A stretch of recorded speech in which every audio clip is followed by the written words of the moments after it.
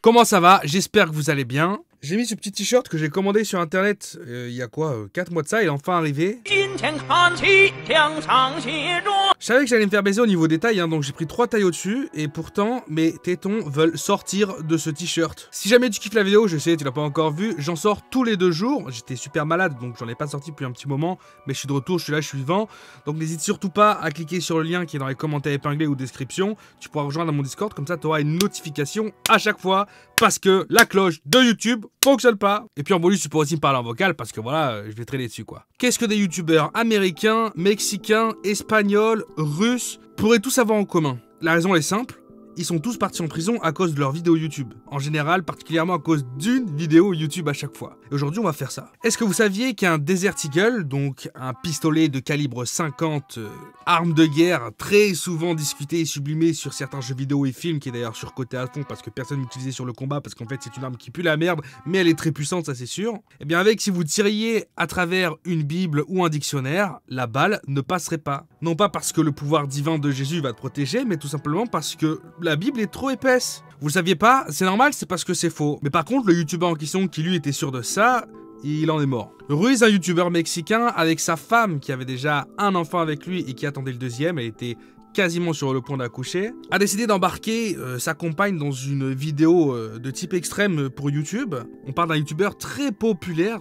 Et il avait vraiment une idée qui lui trotte dans la tête depuis très longtemps, c'est que sa femme, elle utilise son Desert Eagle que lui possède, et lui tire dessus alors que lui, il se protège avec une Bible. Il lui promet grâce à une photo qu'il a déjà tirée à travers une Bible avec ce pistolet et que ça va pas traverser.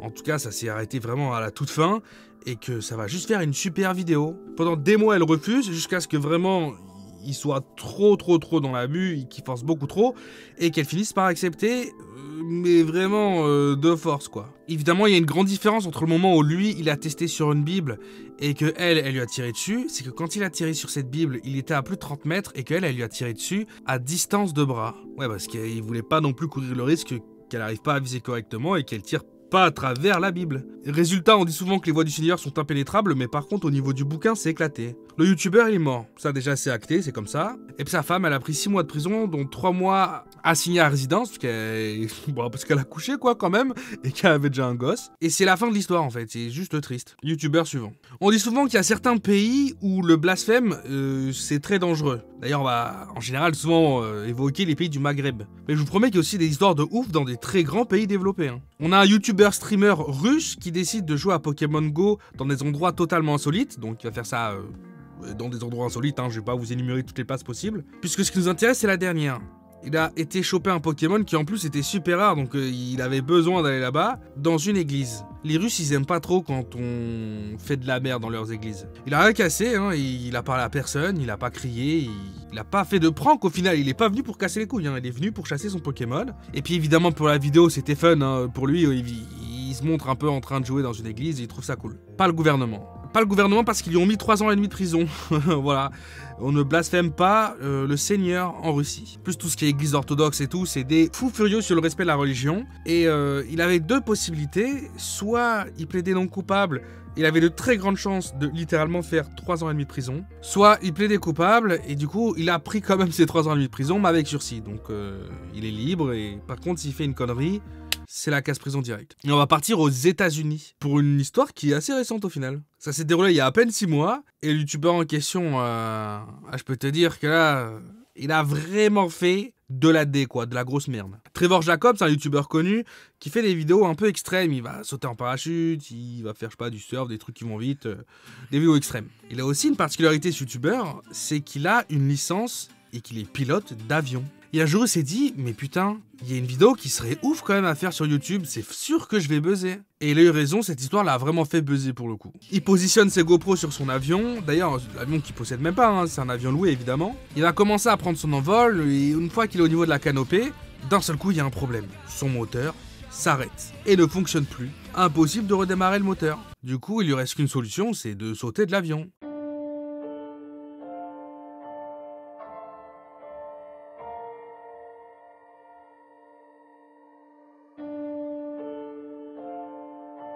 L'avion va aller s'écraser quelque part dans la forêt, dans la montagne, peu importe, dans la pampa. Lui, il va atterrir en parachute et puis il va aller rejoindre la carcasse de son avion pour récupérer les footage, les vidéos et devenir très connu et très riche. Mais un truc qu'il avait sous-estimé, c'est la puissance de déduction des fans et de la communauté aéronautique en fait. Et très rapidement, beaucoup de gens ont pu prouver et donc en porter plainte contre ce youtubeur qu'en fait, il n'y a jamais eu de problème d'avion et qu'il a juste fait ça pour le buzz. Je vais pas rentrer dans les détails, mais il y a une liste assez incroyable. Il y a quand même 17 preuves concrètes qui démontrent que juste il pouvait continuer à se poser tranquillement. Mais pour énumérer les plus fun, il essaye même pas de redémarrer son moteur, il fait juste semblant. Depuis le début de la vidéo, il a un parachute sur lui, ce qui n'a aucun sens. Et le plus débile dans l'histoire, c'est qu'en fait, ce type d'avion-là peut faire office de planeur et même sans moteur, tu peux largement, sur plus de 22 miles, donc plus ou moins quoi, 30 km, atterrir n'importe où ailleurs, quoi. Tu te laisses poser. Mais bon, il a décidé de sauter de l'avion pour faire des vues et il a surtout fait de la merde. Cette histoire, elle aurait pu être très dangereuse pour lui, d'un point de vue sa liberté, hein, pour plusieurs raisons, mais aussi surtout le fait que tu laisses pas un avion comme ça s'écraser n'importe où, hein, parce que l'avion, évidemment, il fait ça life après, hein. Il prend le vent, machin, à droite, à gauche, et puis il va s'écraser quand il a envie de s'écraser. Donc il aurait pu tuer des gens. En plus de ça, il a pété un avion qui lui appartient pas, donc arnaque à l'assurance. Son avion, en s'écrasant, il aurait pu tout simplement foutre le feu à littéralement tout le massif présent dans les environs. Et pour finir, la carcasse de l'avion, il s'est barré, une fois qu'il a pris ses GoPro, il a laissé comme ça polluer la nature, il n'y a pas de souci quoi. Bon, il a eu beaucoup de chance au niveau de sa peine, parce qu'au final, il a juste eu qu'une seule correction. Mais à mon avis, ça va être très difficile pour lui de survivre à ça. Il a perdu sa licence de pilote d'avion et il peut plus piloter d'avion. C'est pas cool, mais c'est bien mérité. Et on va terminer avec un youtubeur espagnol. Un gros fils de pute, on peut le dire. Encore une fois, on est sur une chaîne YouTube qui fait plutôt des pranks, d'autres choses, mais principalement des pranks. Et il a décidé de faire la prank ultime sur sa chaîne YouTube.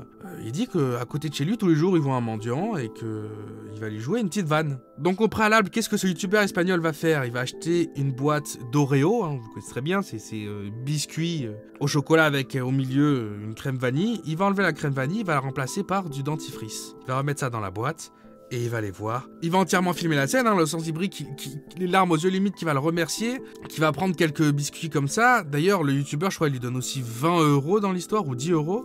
Et il va bien rester sur place en attendant de voir le SDF à moins d'1 mètre de lui, croquer dans le Oreo. Évidemment, le SDF, dépité, comprend pas ce qui lui arrive. Et ça y est, on a enfin la preuve que la porte des enfers est ouverte, quoi. Parce que lui, clairement, il mérite plus que des gifles. Et franchement, je trouve que la justice, elle a fait son taf, parce que ce youtubeur espagnol a pris 1 an de prison avec sursis. Donc il va pas en prison, mais si pendant un an il fait une connerie, c'est la prison directe. Et il va devoir dédommager le sans-abri auquel il a fait cette blague éclatée au sol, 20 000 €. Et ça, c'est cool. Comme j'ai dit au début de la vidéo, si t'as kiffé, n'hésite surtout pas à cliquer sur le lien que je mets en description ou en commentaire épinglé pour avoir accès à tous mes réseaux. Surtout, rejoindre mon Discord si déjà tu as envie de discuter avec moi. Mais surtout, là-bas, il y a les notifications à chaque fois que je sors une vidéo. Donc comme ça, tu n'en louperas aucune. J'en sors très fréquemment. C'est Théo ou c'était Théo. Enfin bref, peace out quoi.